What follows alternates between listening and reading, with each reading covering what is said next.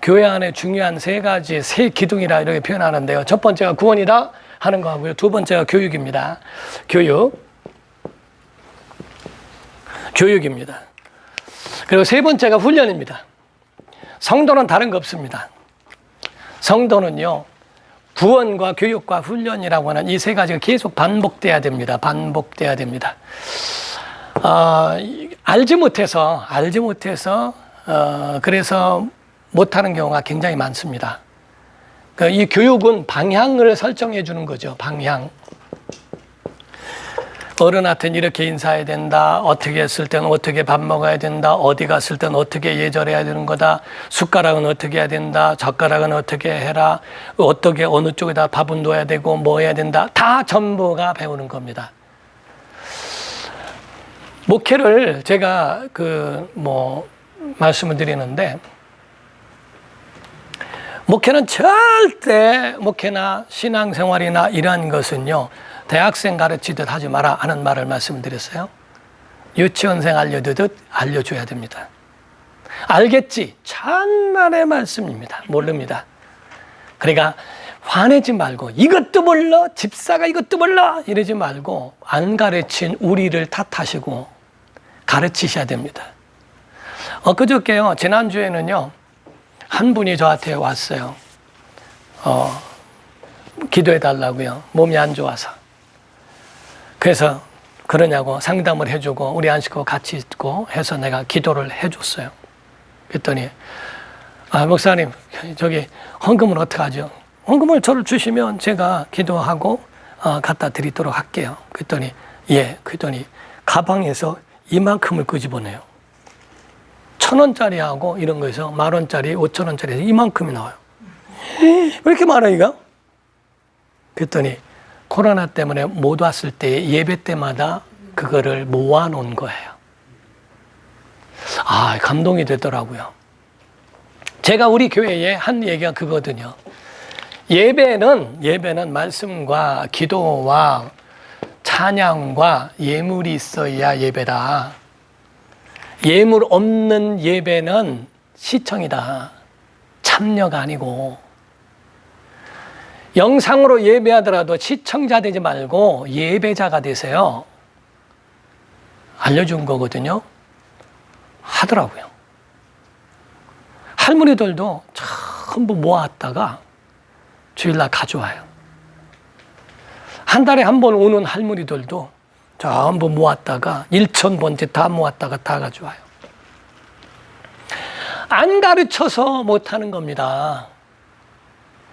제가 부흥회하면서 어떤 때는 막 분통이 터지는 것이 이런 예화를 들어요. 아니 쫄쫄쫄쫄 흐르는 겨울에 수도가 얼지 말라고 쫄쫄쫄쫄 물 흐르게 하는 것도 밤새 담으면 한 타라가 되는데, 왜 수십 년 동안에 교회 왔다 갔다 하면서도 왜 감동이 없고 왜 복을 못 받고 은혜를 못 받느냐?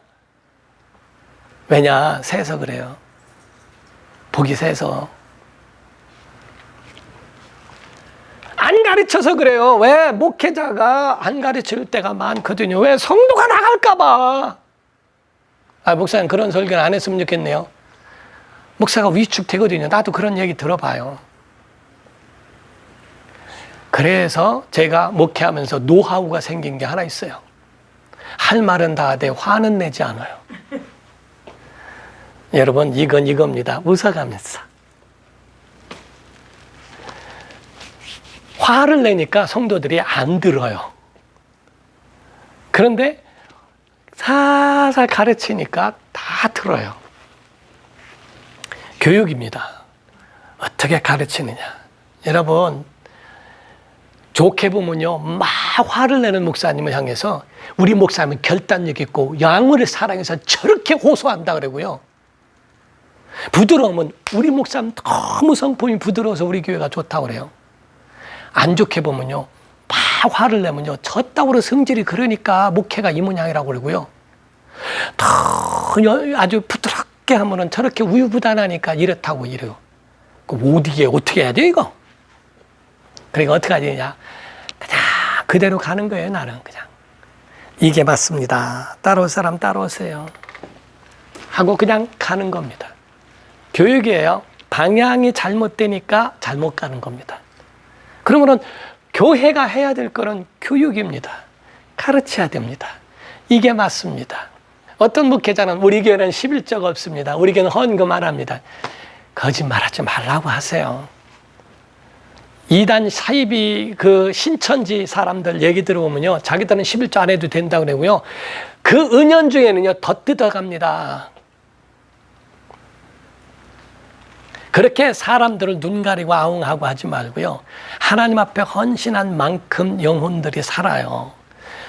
예를 들어 이런 얘기를 제가 지난 시간에도 말씀드렸는데요, 내가 돈 주고 사줘가면서 전도한 사람은요 떠납니다. 근데 내가 하나도 안 사줬는데 그 사람이 은혜 받고 사준 사람은 교회에 정착합니다. 목회자는 복음을 팔아야지 돈을 팔아서는 안 됩니다. 왜냐하면 끝까지 돈을 지불해 줘야 돼요. 그거 떨어지면 안 와요. 목회자는 복음으로 효부를 보려고 해야지.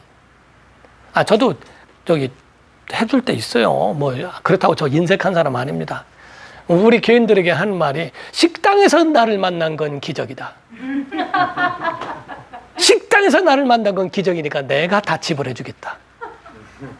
대신에 나는 비싼 데는 안 간다. 이렇게 얘기해서 싼 데로 가요. 그래서 만나면요, 내가 아이고 왔느냐고, 너 그냥 맛있게 잡수라고. 그래서 제가 계산을 해요. 그리고 난 다음에 내가 계산했으니까 맛있게 잡수요. 이렇게 하면 무슨 소리냐고, 우리가 해줘야지. 그러면 나중에 할 수 있잖아요. 언제든지 목회자한테 한번 대접받는 것도 은혜더라고. 그러면요, 너무너무 막 그게 하나의 자기에게는 굉장한 그 상징적인 날이 되더라고요. 그 목회자가 한번 그럴 때도 있고. 그러니까 제가 안 쓰는 거 아닙니다. 만나는 다 내가 대접을 하는 사람들이에요. 거의 저도 그렇게 하면서. 왜? 우리 교회가 복받은 이유 중에 하나가 베풀었기 때문이거든요. 정말 제가 베풀고 하는 것이, 우리 안식구는 저보다 한 술이 아니라 10숟가락을 더 떠요. 그래가지고 오죽하면 우리 딸이 학교 가면서, 엄마 그건 나 먹어야 되는데 남 주면 안 돼, 이렇게 얘기할 정도로, 있으면 다 갖다 줘버리니까, 그건 나 먹을 건데 그것까지 갖다 주면 안 돼, 이렇게 할 정도로 우리 안식구는 다 퍼주는 거야, 다. 그러니까 뭐냐, 훈련은 여러분이 해야 된다. 훈련은 성도들이 해야 된다. 비디오를 보고 살 빠지는 거, 비디오로 봤다고 살 빠지는 거 아니오. 내가 움직여야지. 내가 훈련은 기도 훈련 내가 해야 되고, 말씀 훈련 내가 해야 되고, 예배 참여 내가 해야 되고, 이런 모든 거 내가. 근데 알아야 훈련을 하지. 그러니까 교회 나오라는 거요. 하는 그런 얘기를 같이 들어가는 거예요. 그러니까 구원과 교육과 훈련이라고 하는 건, 이거는 계속적으로, 그러니까 구원을 위해서는 어떻게 하죠? 전도해야죠. 교육을 위해서도요, 양육해야죠. 훈련을 위해서도 마치 그들을 계속적으로, 그러니까 그들이 어떻게 해야 된다는 거, 주의 종은 어떻게 대접을 해야 된다는 거, 어떤 때는 어떻게 해야 된다는 거, 이거를 다 전부가 일일이 유치원생 들이다시피 하는 것처럼, 이건 이렇게 해야 돼요. 그 말은 그렇게 하면 안 돼요. 말은 이렇게 해야 돼요. 하고 그걸 가려요. 후배 목사님이요 하는 말이, 어떤 평신도가 자기 성도가 그랬대요. 목사님 이건 이렇게 해주면 안 되냐고 이렇게 물었더니 목사님이 자존심이 상한 거예요. 그래서 화가 나가지고 하는 말이, 우리 교인이 전체가 다 나가도 난 그렇게 할 수 없다 이랬대요. 그러길래 내가, 목사님 그렇게 할 수 없다는 말은 마저도 우리 교인 전체가 나가도 이 말은 빼야 돼요. 실수했네요. 후배니까 말을 실수해요. 너무 강력하게 어필하다가 결국에는 어떤 성도가요, 우리 교회에서 신앙생활이 마음에 맞지 않으면 다 나가셔요. 다 나갔대요. 그러면 안 돼요. 그런 얘기, 안 나갈 것이라는 것이 확신이 있어야 그 말을 해야지, 무조건 그냥 다 나가시오 그랬더니 다 나가는 게요. 목사가 교만해가지고 이게 배불러가지고 이제는 성도를 안 한다고 이렇게 얘기하는 거예요. 그러니까 목회자가 다듬어지고 하나하나를 하는 이유들도 전부가 뭐냐, 자기 자신을 훈련케 하는 것까지 가는 것이 필요하다. 그러니 이 훈련까지도 가는 거예요. 그러니까 매 주마다 예배가 있고 뭐가 있고 하는 이 자체가 뭐냐면 전부가 훈련이에요. 코로나 때도 정말 매일 묵상이라고 하는 것을 통해서 성도들을 계속 출석하게 만들었거든요. 딱 끊어버린 게 아니라 성도와의 소통이 끊어져 버리면 안 됩니다. 계속 연락하고 얘기하고 그래요. 아, 별일 없었어요. 와, 코로나 때 이 어려운데 목사님이 전화까지 주셨네. 할렐루야, 막 난리가 나는 거예요. 그러니까 거기에 대해서 연락해서 별일 없어요. 기도 제목 있으면 얘기하세요. 나라도 각 교회 가서 기도하니까 기도 제목 있으면 말씀하세요. 언제든지 괜찮으니까 연락하세요.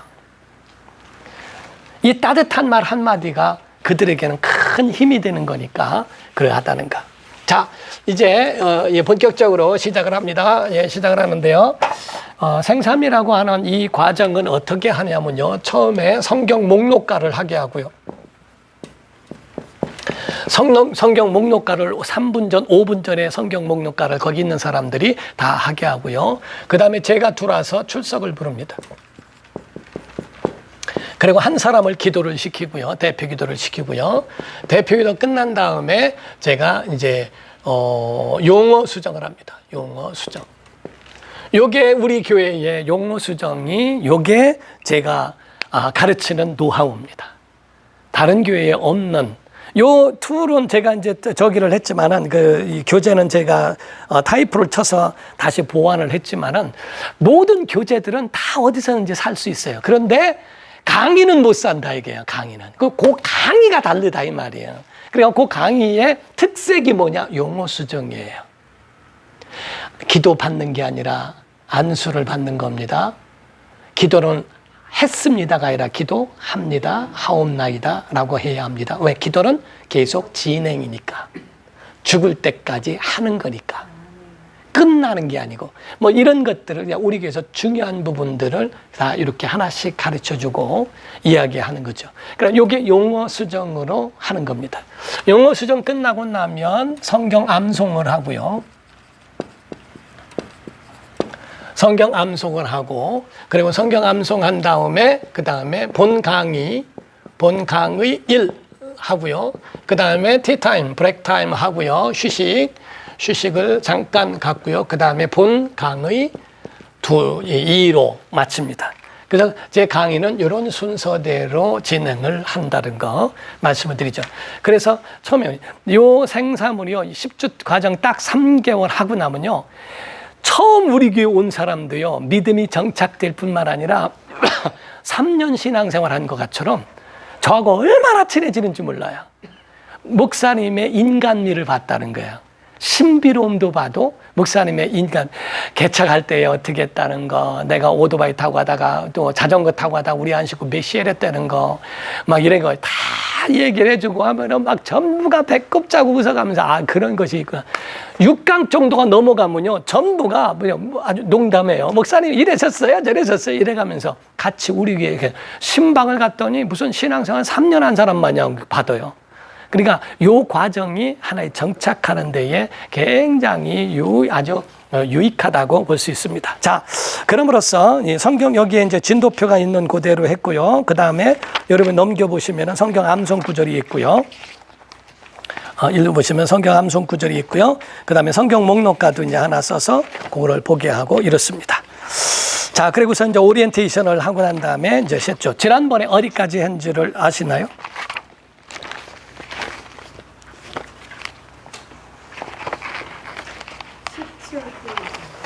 17페이지 했어요? 본강의 2. 예, 본강의 2로 해서 17페이지면은 성령까지 했어요? 예수 그리스도까지 했어요?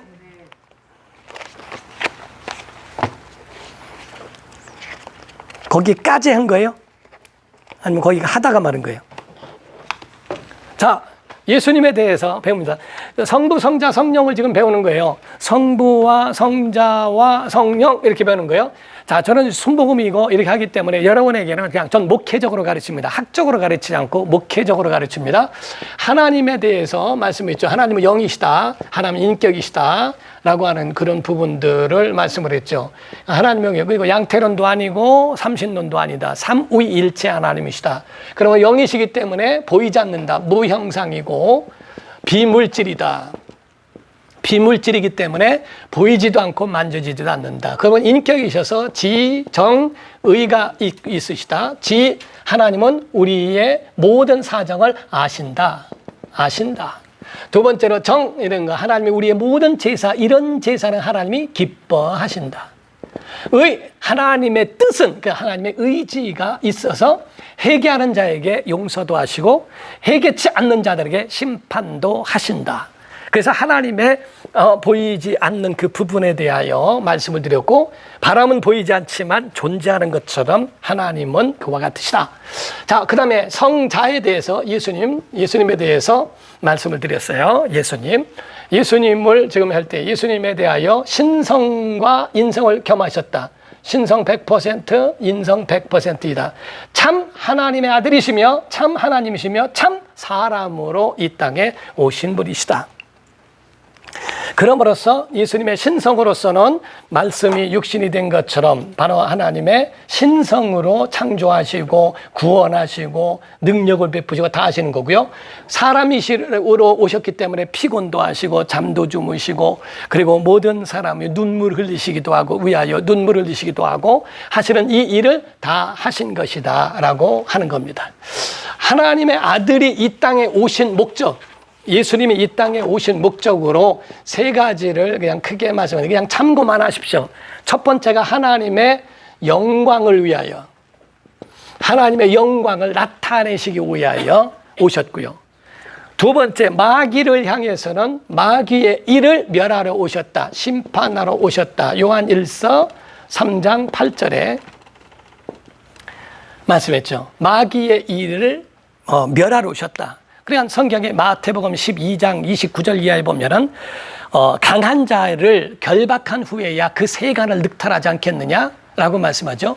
곧 마귀의 어떠한 영적 공격이나 이런 부분에 대해서 죄에 묶여 있는 인간들에게 죄에서부터 자유하기 위해서는 마귀의 일을 멸할 수 있는 영적 전쟁에 이기게 하시는 승리를 말씀하고요.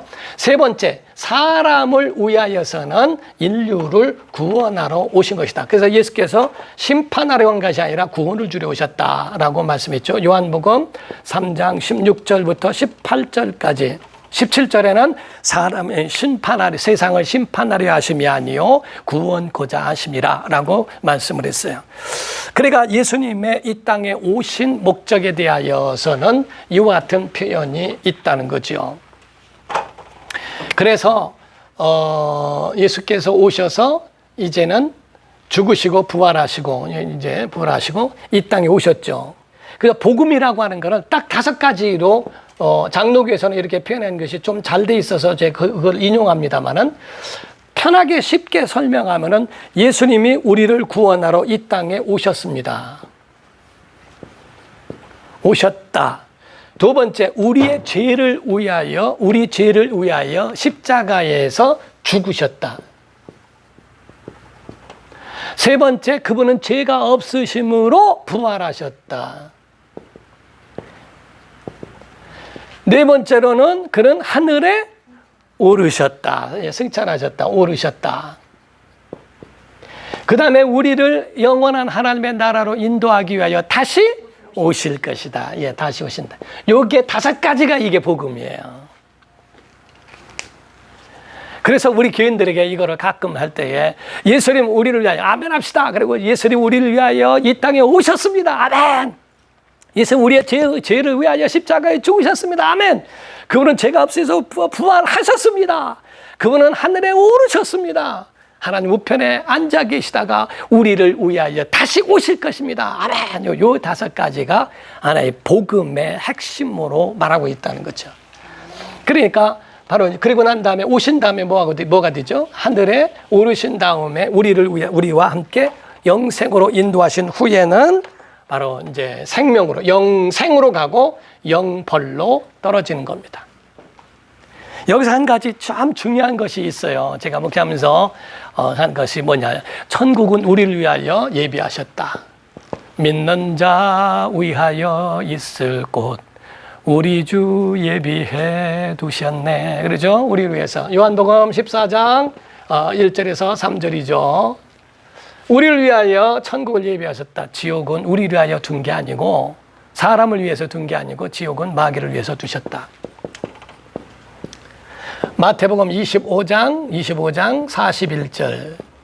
왼편에 있는 자들에게 이르시되 저주를 받은 자들아 마귀와 그의 사자들을 위하여 예비된 영영한 불이라고 돼 있어요.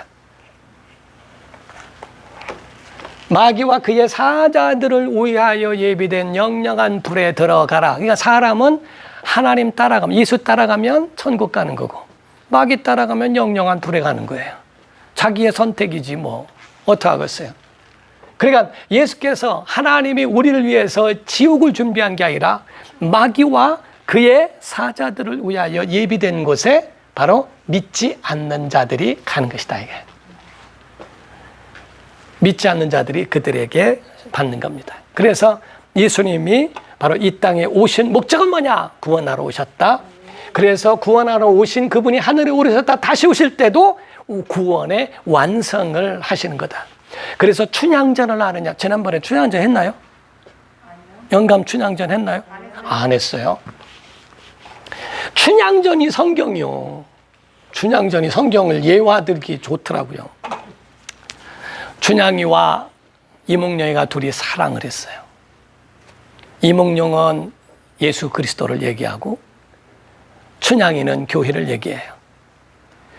급제하러 올라간다고 올라간 거예요. 한양에. 그랬더니 변사또, 요게 마귀요 이게. 변사또가 나타나서 야 이몽룡이 안 와. 나하고 살자. 춘향이는 무슨 소리입니까? 나의 오직 낭보는 이몽룡 하나뿐이여. 이런 발칙한 것 막 이래가지고 내 생일에 전년을 죽여야 되겠느니라. 생일이 됐어요. 그러고 난 다음에 너 나에게 수청을 들겠느냐? 나의 낭고는 오직 이몽룡 하나뿐이요. 그랬더니 죽여라. 그래서 칼을 들어서 죽이려고 딱 하는데 암행어사 출두요. 예수님 재림하신 게. 예수님 재림하셔가지고 막 오니까 막 전부가 막 어디로 들어가 막 그냥 마루 밑으로 들어가죠. 테레비를 안 봤구나. 이게 막 마루 밑으로 막 들어가는 게 그게 성경의 무적행이야. 일단 결박하여 무적행에 가둔 거예요. 그리고 난 다음에 보호자에 예수께서 앉으시고 차 부채를 피시고 피고 난 다음에 어사가 춘향이를 데려와라. 데려왔어요. 내가 그렇게 콧대가 세단 말이냐? 변사또하고 안 살았어도 나하고 살자. 그랬더니 무슨 소리입니까? 나를 2번 욕되게 하지 마십시오. 나의 오직 낭구는 이몽룡 하나뿐이요. 부채를 차 걷으면서 춘향아 고개를 들라. 서방님 해가면서 일어나서 이몽룡을 붙들고 한 바퀴를 뺑그르르 돌면서 이몽룡이 하는 말이 내가 나를 기다리기 위하여 내 정절을 지켰으니 내가 앉는 보좌에 함께 하리라. 성경에 있는 말씀이잖아요. 그렇게 하면서 앉게 한 그러한 일들이 있는 거예요. 그러니까 우리가 미스 성도가 되면은 막 주님 오실 때를 기다리면서 자기의 믿음을 지키는데 미스 타락이 되면은 미스 타락은 말이요. 예수님 올 때까지 왜 안 온대야? 배가 득득 끓고 있다가 언제 올 건지 생각하다가 에이 주님 오신다고 그래도 아이고 아파트나 좀 들어갔다 살다 오지 뭐 해가면서 세상의 마음을 변사또에게 마음을 뺏긴 자들은 안 된다는 거죠.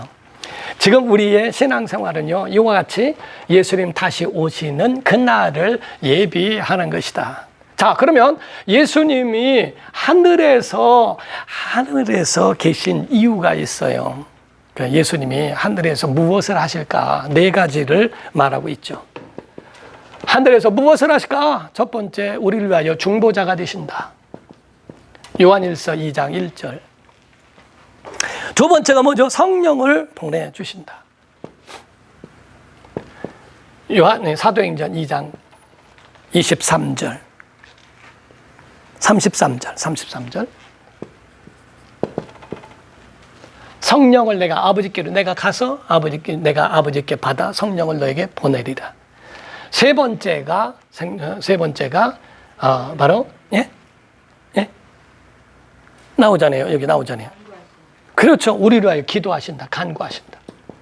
로마서 8장 23절, 24절 이하에 34절. 예. 34절 이하에. 그 다음에 네 번째가 진짜죠. 거처를 예비하신다. 천국에 예비하신다. 요한복음 14장 1절에서 3절. 그러니까 예수님이 하늘에서 노시는 게 아니에요. 우리 위하여 중보자가 되시고 우리에게 성령을 보내주시고 우리에게 기도해 주시고 밤낮 우리 위하여 간구하시는 분이시다. 이렇게. 그리고 우리 위하여 처소를 거처를 예비해 주시는 분이시다. 이게 바로 예수님이 우리를 위하여 이 땅에 오신 그 증거와 그 역사를 말씀하고 있는 겁니다. 자, 그러면은 이제 넘기셔서 18페이지죠. 18페이지 보시게 되면 성령을 배우게 됩니다. 성령을 배웁니다.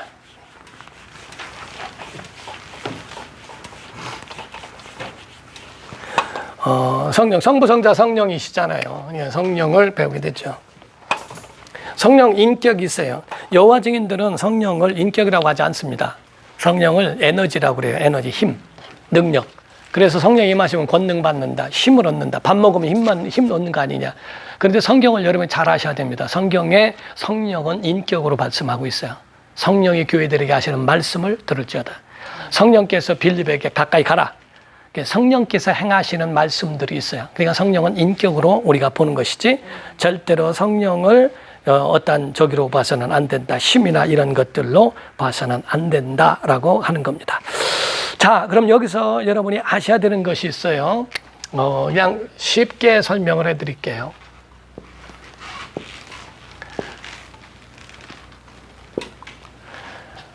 성령의 역사, 성령의 역사라고 하는 내주, 그 다음에 충만 또는 기름 부음 또는 이끌림.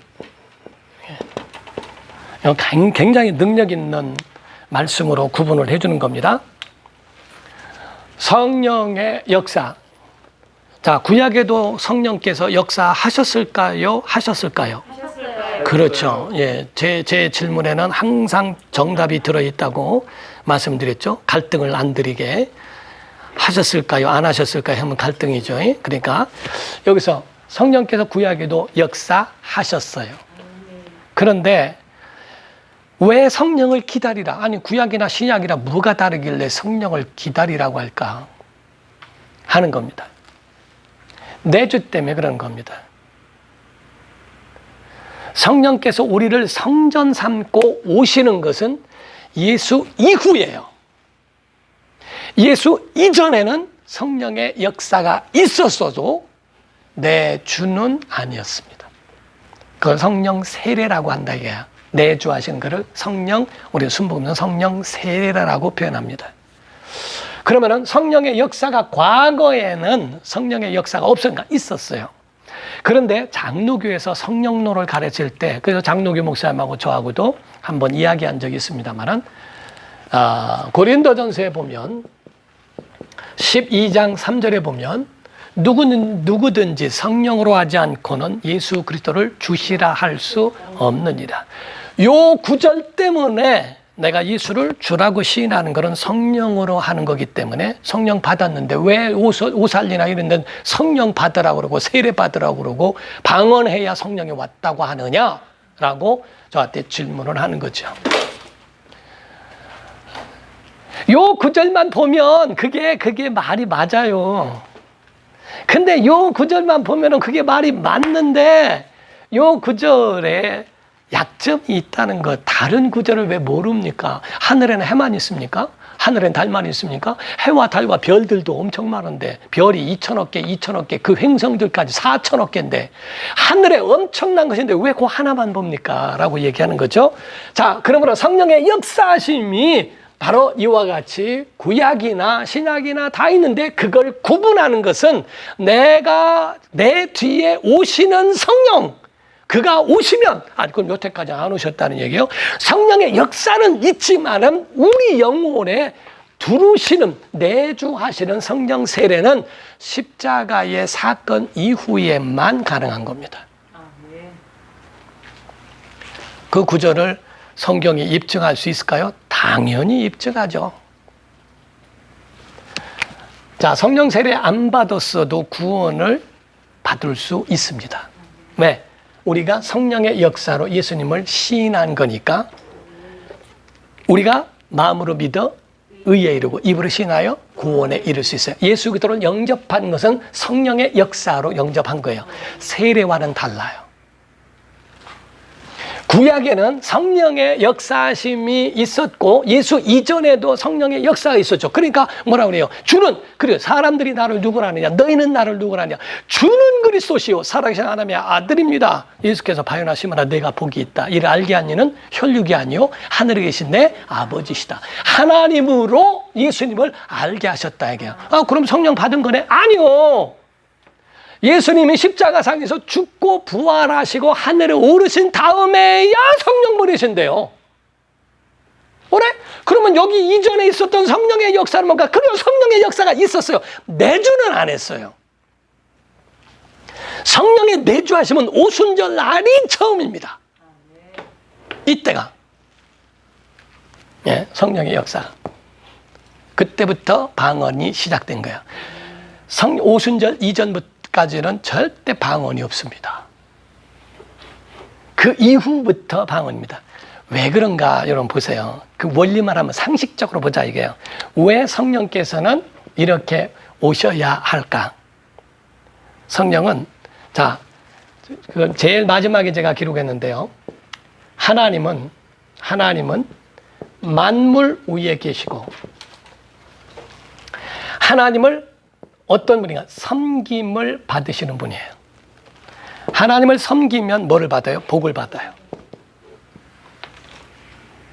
만물 위에 계세요. 그래서 마태복음 5장 45절에 보면 의인에게도 비를 주시고 악인에게도 비를 주시며 의인에게도 해를 주시고 악인에게도 해를 주세요. 만물 위에서 하나님을 섬기니까 만물 위에 다 운영하시는 분이니까 무소부재하신 하나님을 섬기면 복을 받아요. 그런데 예수님은 만물 위의 역사심이 아니라 이 땅에 세상에 오셨다 이게 세상에 이 세자가 인간 세자예요. 인간에게 오셨다 이게요.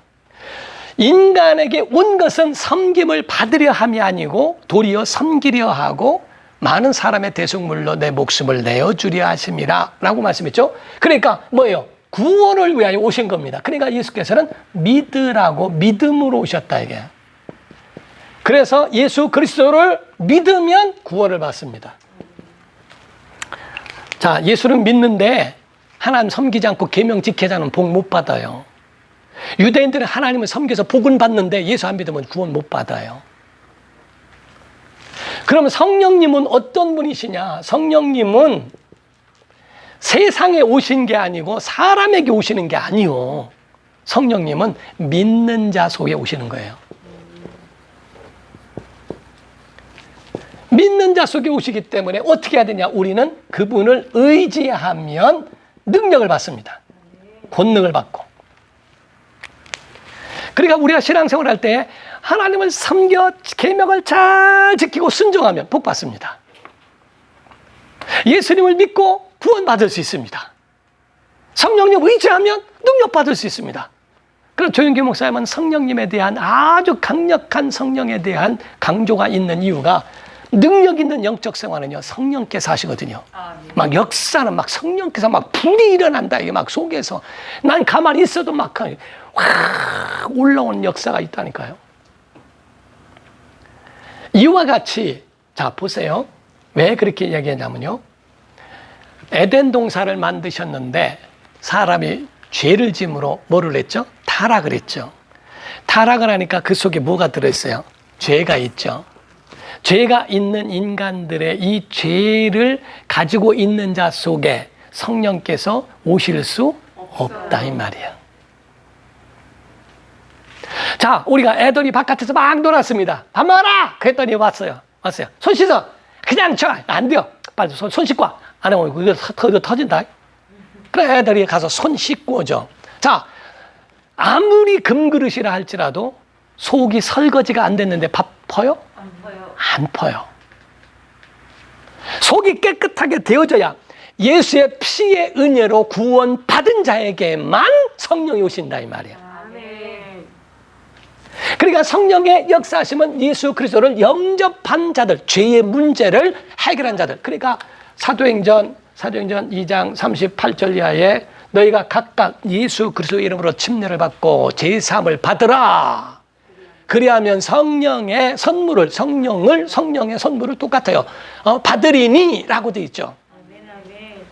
제사함을 받은 자들에게 성령께서 오시는 겁니다. 그러니까 오늘날 성령 받는 것에 대해서 방언 안 한다고 꼭 뭐 구원 못 받습니까? 아니, 구원은 받는다니까요. 능력을 못 받아, 능력을. 성령에 의하여 하는 사람들이요. 그러니까 성령이 없는 사람들은요, 바리새인인데요. 성경, 몇 장 몇 절에 뭐가 있고, 뭐는 어쩌고 저쩌고. 머리는 좋아서 그것 가지고 사람 하죠. 그런데 엉성한 것 같아도 성령 의지하는 사람은요, 능력이 있다니까. 움직이는 능력이라니까요. 엄청납니다. 신기하게. 가는 곳곳마다 신기한 일들이 일어나는 거예요. 성령을 의지하는 사람들은 엉성한 것 같은데 신기하거든요, 이게. 예? 자, 성령을 받았다. 나는 예수를 믿었다고 하기 때문에 성령을 받은 것이다. 아닙니다. 그때 당시에 있는 오순절 외에는 아니다. 천만의 말씀이에요. 자, 성경을 지금부터 볼게요. 한번 보실까요? 성경을 한번 보세요. 성경을. 자, 하나님의 말씀을 먼저 뭐부터 볼까? 자, 성경에 요한복음 한번 보세요. 요한복음 16장을 먼저 보겠습니다. 요한복음 16장 7절부터 한번 보겠습니다. 예수께서 성령이 오시면 계속 예언하시는 거예요. 계속 거기에 대해서 미리 말씀하시죠. 16장입니다. 16장 7절부터 읽을게요. 175페이지. 자, 제가 있습니다. 그러나 내가 너희에게 실상을 말하노니 내가 떠나가는 것이 너희에게 뭐라? 유익이라. 내가 떠나가지 않으면 보혜사가 너희에게로 오시지 아니할 것이요. 가면 내가 그를 너희에게 보낸대요. 그가 오시면은 죄에 대하여 의에 대하여 심판에 대하여 너희를 책망하시리라 라고 하는 거죠. 13절 12절에 내가 아직도 너희에게 이를 것이 많으나 지금은 너희가 감당하지 못하리라. 그러나 진리의 성령이 오시면 그가 너희를 모든 진리 가운데로 인도하시리니 그가 스스로 말하지 않고 오직 들은 것을 말하며 장래 일을 너희에게 알리시리라. 자, 14장을 볼게요. 요한복음 14장을 봅니다. 16절이에요. 내가 아버지께 구하겠으니 그가 또 다른 보혜사를 너희에게 주사 영원토록 너희와 함께 있게 하리니 그는 진리의 영이라. 세상은 능히 그를 받지 못하나니 이는 그를 보지도 못하고 알지도 못함이라. 그러나 너희는 그를 아나니 그는 너희와 함께 거하시며 또 너희 속에 계시겠습니다. 내가 너희를 고아와 같이 버려두지 아니하고 너희에게로 오리라. 성령으로 너희에게 오게 한다, 이 말이죠. 여기서 말씀한 것처럼 16절에 영원토록 너희와 함께 계신다는 거예요. 그래서 여러분이 아셔야 되는 것은 성령이 한번 내주하면요 절대 떠나지 않습니다. 성령을 한 번 오시면 영원토록 계신다는 거예요. 그런데 사람들이 우르범하는 것 중에 하나가 오늘 우리에게 성령이 오늘도 오십니다. 다음 주에도 오늘도 성령이 우리에게 오십니다. 성령이 맨날 오시고 출퇴근하시는 게 아니라 성령을 한 번 오시면 영원히 떠나지 않는데요. 성령께서 한 번 오시면 영원히 우리와 함께 계신다고 하는 겁니다. 그런데 여기서 우리가 중요하게 보셔야 될 것은, 자, 요한복음 저기를 보세요. 7장을 한번 보실까요? 7장. 요한복음 7장 보실게요. 37절. 요한복음 7장 37절. 제가 읽습니다. 명절 끝날 곧 큰 날에 예수께서 서서 외쳐 이르시되 누구든지 목마르거든 내게로 와서 마시라. 나를 믿는 자는 성경의 이름과 같이 그 배에서 생수의 강이 흘러나오리라 하시니 이는 그를 믿는 자들이, 자, 그를 믿는 자들이 받을 뭐를? 성령을 가리켜 말씀하신 것이라. 이걸 설명하기 위해서 가로를 했어요. 예수께서 아직 영광을 받지 아니하셨으므로 성령이 아직 그들에게 계시지? 여태 그러면 성령의 역사가 없었다는 얘기가 아니요, 있었어요. 그런데 내주하시는 은혜의 성령은 아직 예수께서 영광을 받으신 건 보좌에 오르셔야 한다 이게요. 그럼 오르시려면 어떻게 해야 돼요? 죽으시고 부활하셔서 죄사함을 완성하시고 하나님께 올라오신 후에야 비로소 그것이 인정될 때 성령이 오신 것이다 이게. 그래서 여러분이 아시다시피 고린도전서 3장 16절 17절에 너희 성전인 줄 너희가 알지 못하느냐, 너희가 성령이 거하시는 성전인 줄 알지 못하느냐. 죄사함 받은 자들에게 임하시는 성령의 역사라 하는 거죠. 다 또 결정적인 얘기를 한번 해볼까요? 사도행전 19장을 한번 볼게요. 결정적인 얘기를 한번 해볼게요. 자, 사도행전 19장.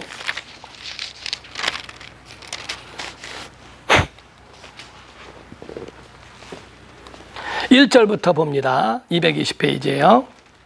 아볼로가 고린도에 있을 때 바울이 윗지방으로 다녀 에베소에 와서 어떤 제자들을 만나 이르되 너희가 뭐 할 때? 믿을 때 뭐? 성령 받았냐? 이르되 아니라 우리는 성령이 계심도 듣지 못하였노라. 바울이 이르되 그러면 너희가 무슨 침례를 세례를 받았느냐? 대답하되 요한의 세례니라. 바울이 이르되 요한이 회개의 세례를 베풀며 백성에게 말하되 내 뒤에 오신 이를 믿으라 하였으니 이는 곧 예수라 하거늘 그들이 듣고 주 예수의 이름으로 세례를 받으니 바울이 그들에게 뭐하매? 안수하매. 성령이 그들에게 임하심으로 모두 하고 방언도 하고 모두 하고 예언도 하니 모두 12사람쯤 되니라. 자, 예수를 성령이 임해서 예수 믿은 게 아니고 예수 믿고 난 다음에 안수했더니 성령 임하신 거예요. 내가 예수를 믿었으니까 성령 임한 거다가 아니라 예수를 믿고 예수를 믿었더니 성령 임하신 거지. 성령 받고 예수를 믿은 게 아니라 이 말이요. 너무 내가 아주 저는 막 흥분이 되는데 말씀을 할 때 막 내가 막 어떤 때 막 흥분이 돼요. 그러면요, 여러분이 한 가지 더 말씀을 드릴게요. 한 가지 여쭤볼게요. 천혜영 사모님이 뭐 한번 좀 대답을 해주세요. 천 사모님, 얘기 대답을 해주세요. 자, 침례를 줄 때 제가 이제 침례를 주죠. 침례를 줄 때 내가 침례를 미리 줄 테니까 나중에 예수 꼭 믿으셔야 돼요. 이래고서 침례를 줘요? 아니면 예수를 믿느냐고 묻고 믿는다고 하면 침례를 줘요? 믿느냐고 묻고 믿는다고 시인하면. 네. 그러면은 내가 먼저 침례를 줄 테니까 이제 나중에 예수 믿어요? 이렇게 말한 적이 있을까요? 거의? 없어요. 목회하는 사람은 하나도 없죠. 그러면은 예수님을 침례를 줬다는 자체는 예수를 믿었다는 얘기요? 믿었다는 얘기예요? 믿었다는 얘기죠. 자, 보세요. 자, 그걸 전제로 합니다. 8장 보세요. 사도행전 8장을 보세요.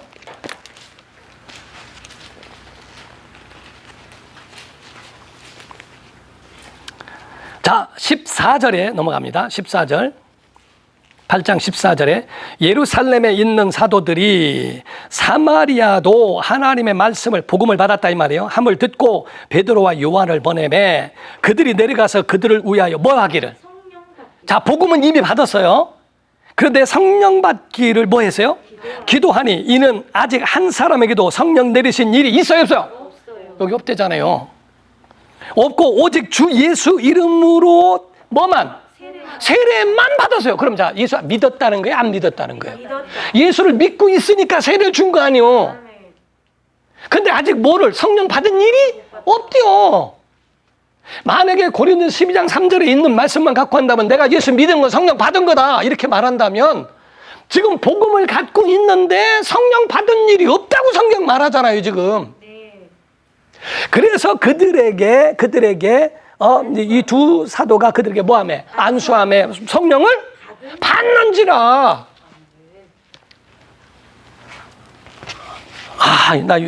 나 너무 막 흥분이 될 정도야. 거의가요, 방언을 못해도 성령 못 받은 거 아니지 않습니까? 하는 사람이 거의 못 받은 사람이에요.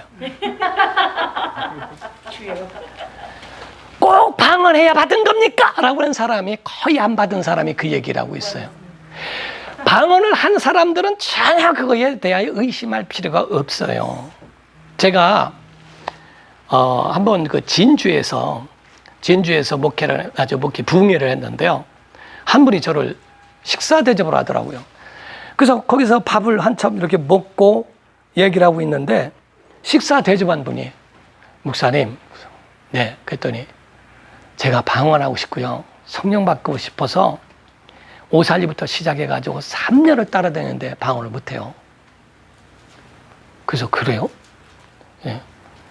저 한 수 좀 해주실 수 있나요? 준비기도 하셨나요? 예. 해드릴게요. 밥 다 먹고 난 다음에 앉혀놓고서 예수를 믿습니까? 아멘. 예수 그리스도를 구주로 영접하였습니까? 아멘. 제사함 받은 거 믿습니까? 전부 얘기해놓고 딱 안수하면서 같이 방언하시자. 나 가만히 서면 방언하는 거예요. 이 사람이 놀래가지고요. 팍 방언을 하면서 우는 거예요. 사모했는데 제가 천안에서 목회하면서요. 개척하면서 우리 교회 오면은 다 방언을 하고 다 했어요. 90% 봐요. 큰 교회 제가 목사님 만났는데 그 목사님이 안전도사님 맞으세요? 예. 안전도사님 맞죠? 예. 그랬더니 근데 그게 맞습니까? 뭐냐 그랬더니 소문에 그 교회는 개도 방언 한다며요. 아 무슨 개가 방언을 합니까? 내가 웃어 했더니 소문이 그렇게 났다는 게요. 그 교회만 가면은 방언을 다 한다고.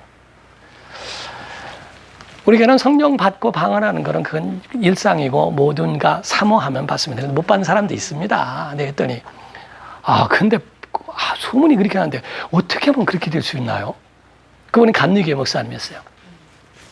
한 번은요 목사님들 세미나 있는데 갔었는데 딱 들어갔더니 거기에 있는 분이 이렇게 접수받는 분이 안 목사님 몇 호 가세요? 예, 그래서 이제 갔어요. 그랬더니 한 연세 많이 드신 목사님인데 그분이 누구야? 그래서 문 들어가서 예? 저 천안에서 목회하고 있는 안병찬 목사입니다. 그러니까 안병찬 목사님? 안 목사님? 예, 그랬더니 일로 오셔. 그래서 왜요? 그랬더니 내 옆에서 내 옆에서 아주 거기가 방이요. 요거 요만해요. 거의 그렇게 커요. 근데 둘만 있는 게 나하고 그분하고. 그래서 아직 사람이 안 왔나? 내가 그래 있는 거예요. 그랬더니 거기 가서 있었더니 접수하는 분이 나보고 그래요. 목사님 안 쫓겨났어요? 그래서 왜 쫓겨나요? 그랬더니 다 쫓겨나서요. 아무도 없고요. 목사님만 간 거예요. 그 목사님이 내 옆에 오는 걸 절대 허락을 안 하는 거예요. 근데 제가 들어갔더니 나는 그것도 몰랐죠. 그래서 있었어요. 내가 온 다음부터는 다른 분들이 들어오는 거를 말하지 않더라고요. 이제 나한테만 관심 있어요. 그래요. 안 목사님, 내가 안 목사님 소문 들었는데, 뭐, 쪼쪼쪼 하면서 막 얘기해요. 그러세요? 그게 25년 전 얘기예요.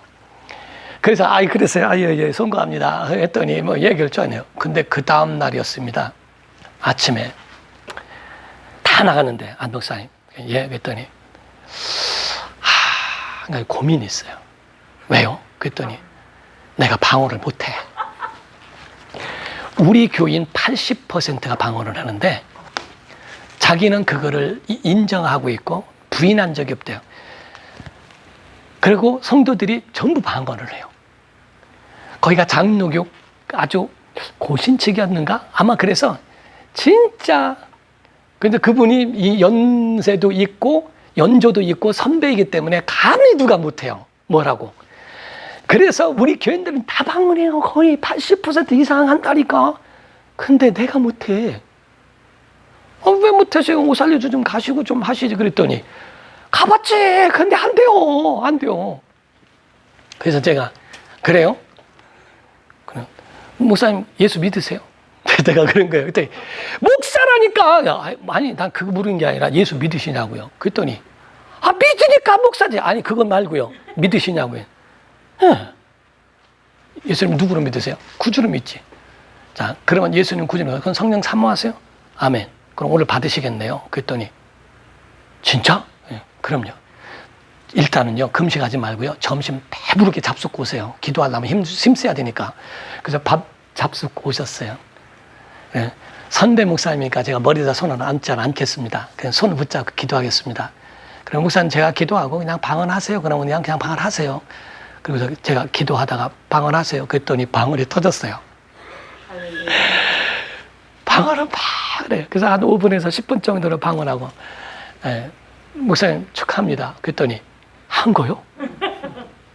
그럼요. 그랬더니 또 얼굴이 까매져. 그래서 내가 웃으면서 또 지금 또 방언을 안 하셨고 지금 그치셔서 또 다시 할 때 안 될까 봐 그러죠. 어떻게 알았대요? 다시 하자고 손 붙잡고 기도했더니 방언을 하는 거예요. 목사님 이번 기간에는요 방언 기도만 하고 가세요.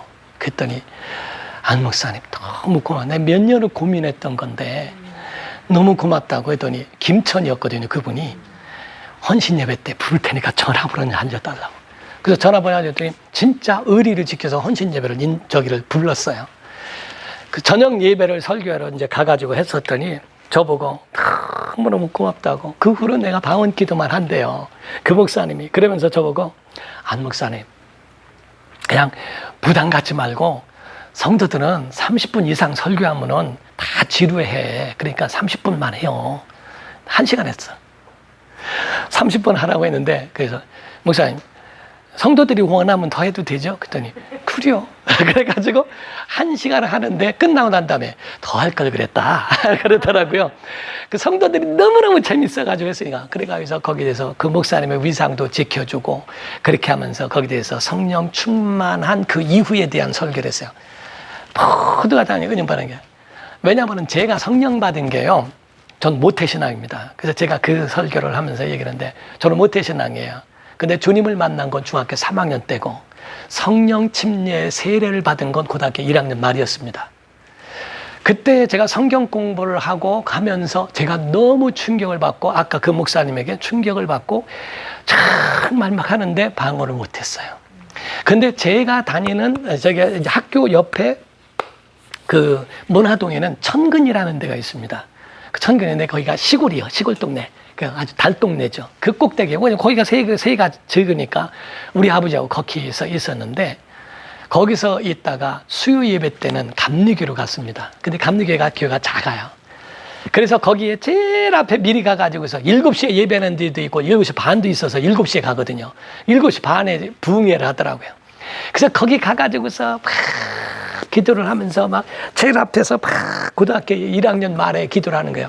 제가 중학교 3학년 때 김홍도 목사님의 그 집회 때에 제가 은혜를 받았거든요.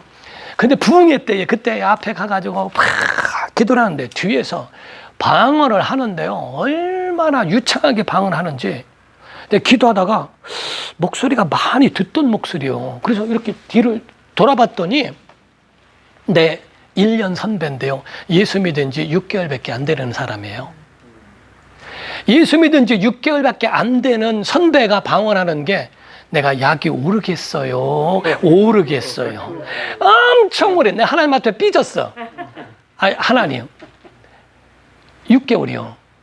나는 모태신앙이라니까. 근데 난 왜 나는 못하고 저 사람을 주는 겁니까? 너무 내가 충격이 됐어요. 그래서 하나님. 나 오늘은 해야 되겠습니다.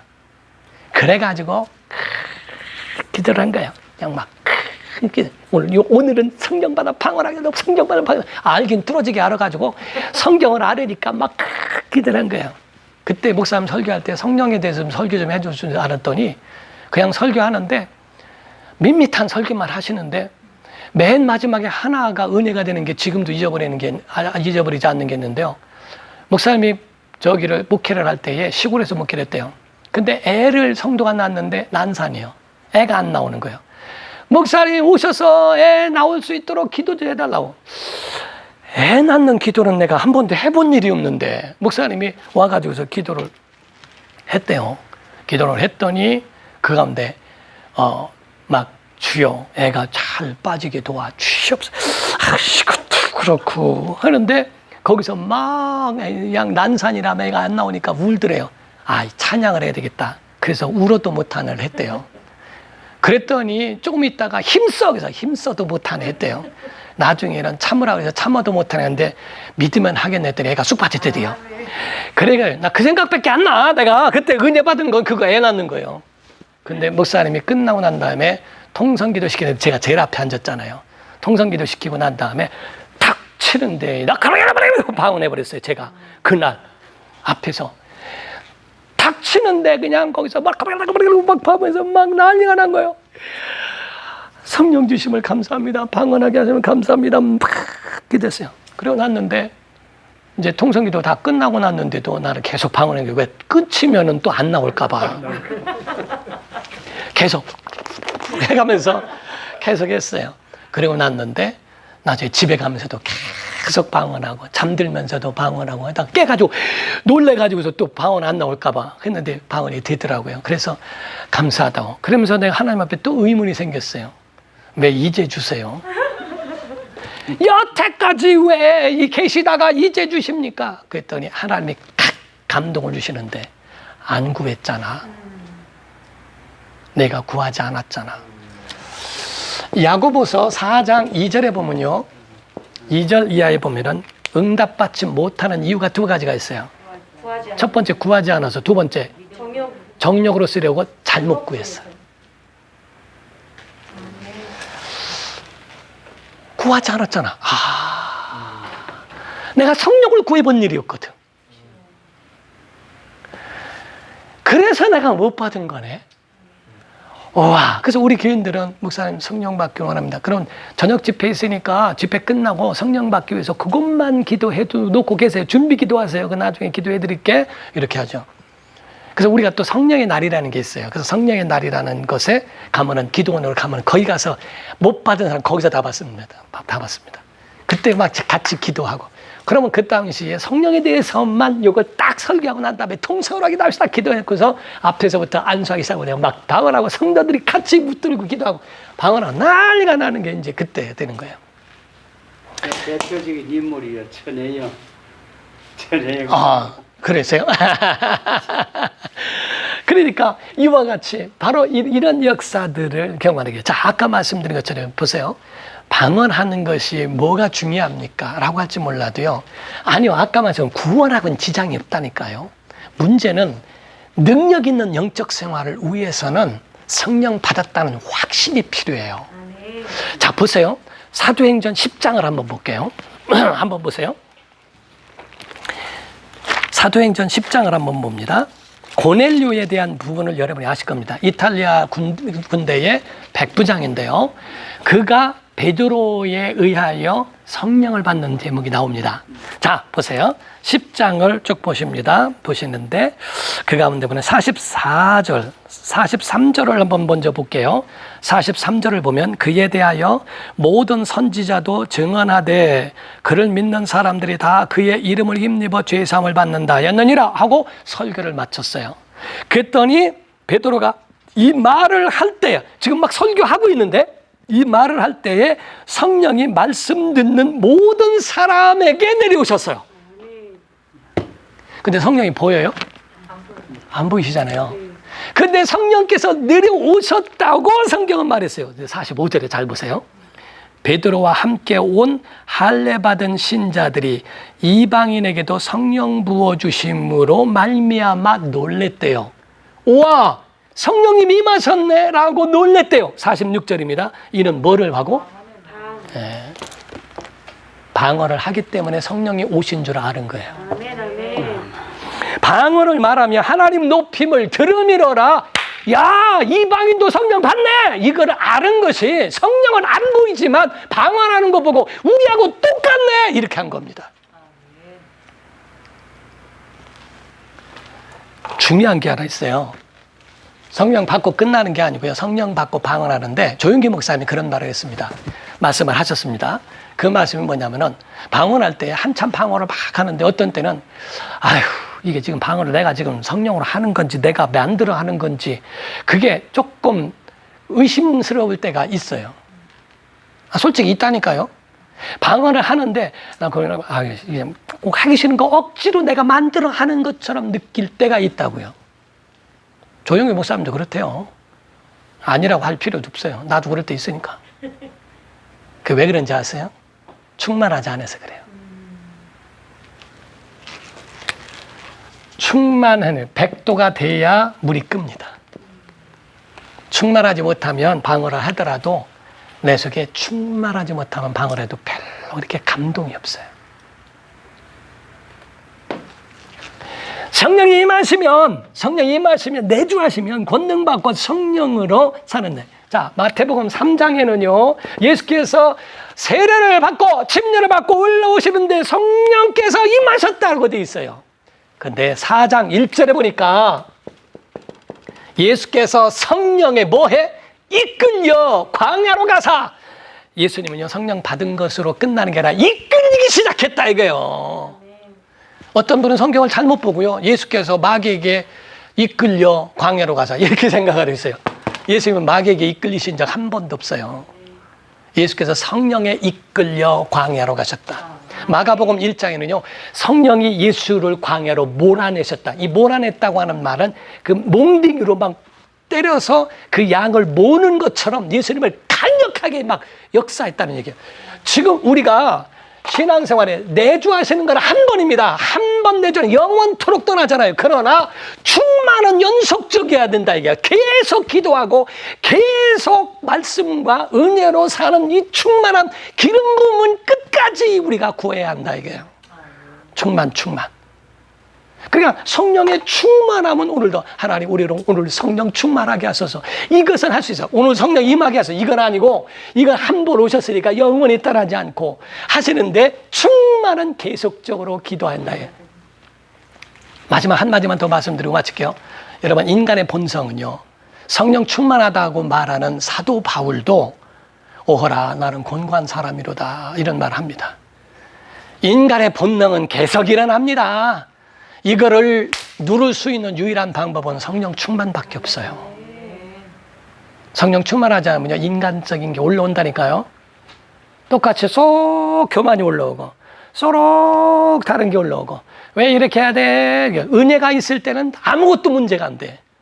성령 충만할 때는 아무것도 문제 안 되는데 은혜 떨어지니까 그때부터 왜 이래야 돼? 목사들이 왜 이래? 교회가 왜 이래? 누가 왜 이래? 맨 시험 드는 것만 돼요. 왜 그런지 아세요? 은혜 떨어져서 그래요. 충만함이 떨어져서 그래요. 그러니까 우리가 이 가운데 성령 충만해야 하는 이유가 성령의 이끌려까지 가야 돼요. 성령의 이끌려, 성령의 기름 부음, 성령의 충만함. 이게 바로 우리의 삶 속까지 이끌릴 때 우리 신앙생활은 정말 힘을 얻을 수 있어요.